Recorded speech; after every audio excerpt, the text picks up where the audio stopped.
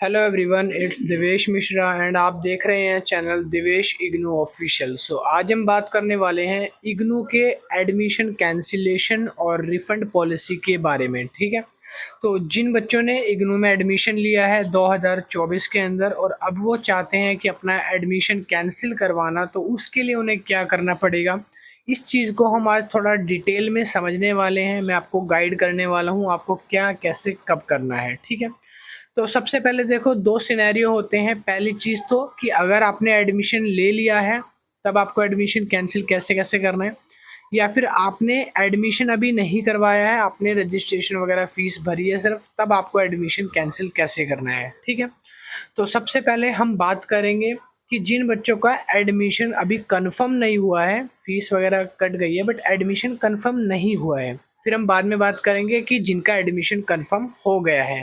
ठीक है, तो सबसे पहले आपको करना क्या पड़ेगा, सबसे पहले आपको ना एक मेल लिखना पड़ेगा, मतलब कह सकते हो एक एप्लीकेशन लिखनी पड़ेगी। ऑफलाइन भी करना पड़ेगा, ऑनलाइन भी करना पड़ेगा, दोनों प्रोसीजर पूरे करने पड़ेंगे, तब आपका जाके कैंसिलेशन प्रोसेस पूरा होगा और साथ ही साथ आपको अपना रिफंड जो है, आपको वो इनिशिएटिव जो मिलेगा। ठीक है, तो सबसे पहले हम बात करते हैं व्हेन एडमिशन नॉट कन्फर्म इन इग्नू। अगर आपका एडमिशन इग्नू में कन्फर्म नहीं हुआ है अभी, ठीक है, तब आपको क्या करना है, इस केस में आपको अपना एक लेटर लिखना है, एक एप्लीकेशन लिखनी है इग्नू को।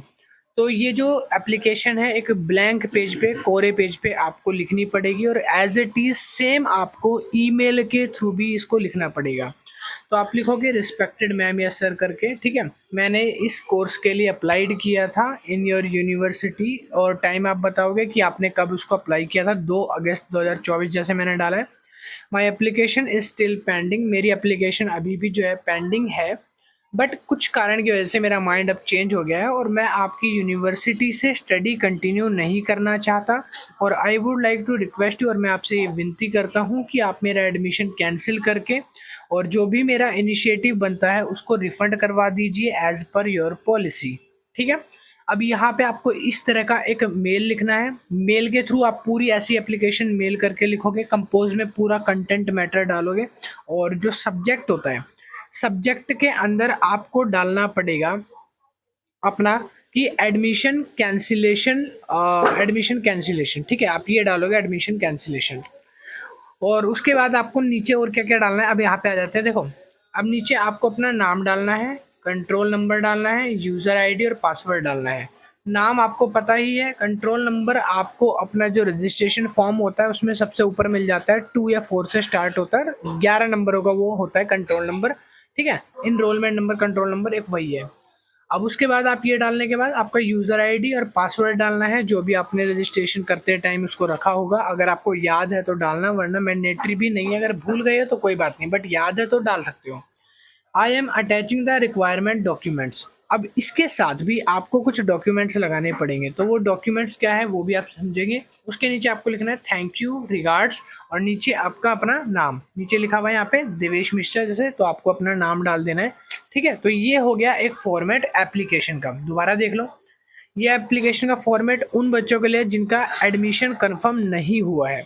अब बात करते हैं कि एप्लीकेशन उन बच्चों के लिए जिनका एडमिशन कंफर्म हो चुका है। ठीक है, तो नीचे आ जाते हैं। ये सेकंड एप्लीकेशन, यहाँ से मैंने एप्लीकेशन लिख दी, आपके लिए आसानी कर दी।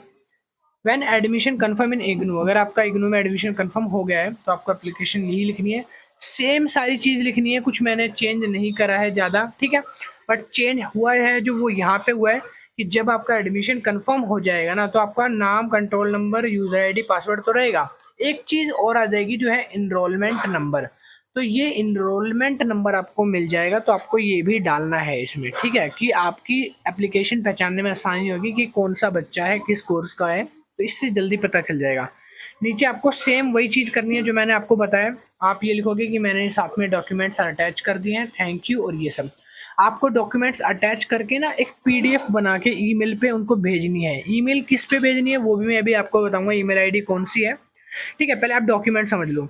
तो डॉक्यूमेंट्स में नीचे 4 डॉक्यूमेंट्स मैंने बताए हैं। पहली चीज़ तो इसी एप्लीकेशन को, ये जो दोनों एप्लीकेशन बताइए, आपका जो भी सिनेरियो होगा उसके अकॉर्डिंग, अगर आपका एडमिशन कंफर्म है तो कंफर्म वाली एप्लीकेशन डालना, अगर कंफर्म नहीं है तो बिना कंफर्म वाली एडमिशन की एप्लीकेशन लिखना। ठीक है, एप्लीकेशन लिखनी है हैंड रिटन एप्लीकेशन। एक भाई अब कंफ्यूज मत हो ना, मेल भी डालना है, इसी एप्लीकेशन को मेल में भी पोस्ट करना है कंपोज, और इसी एप्लीकेशन को हैंड रिटन में भी लिखना है, दोनों तरीके से लिख के लेके जाना है, ठीक है।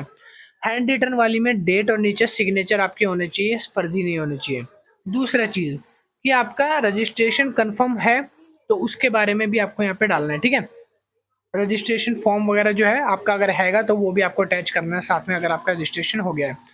उसके नीचे आपको अपनी फीस रिसिप्ट डालनी है, अगर फीस रिसिप्ट मिली है, रजिस्ट्रेशन फॉर्म कंफर्म है, तो फीस रिसिप्ट आ गई होगी, वो फीस रिसिप्ट अटैच करनी है पीडीएफ उसकी, ठीक है। और लास्ट में आपको जो डालना है वो डालना है आपका ID card, if admission confirm, अगर एडमिशन कंफर्म है तो आपका आईडी कार्ड जो होगा वो आपको अटैच करना है उसी के साथ साथ, ठीक। ये सारी चीज़ें हो गई।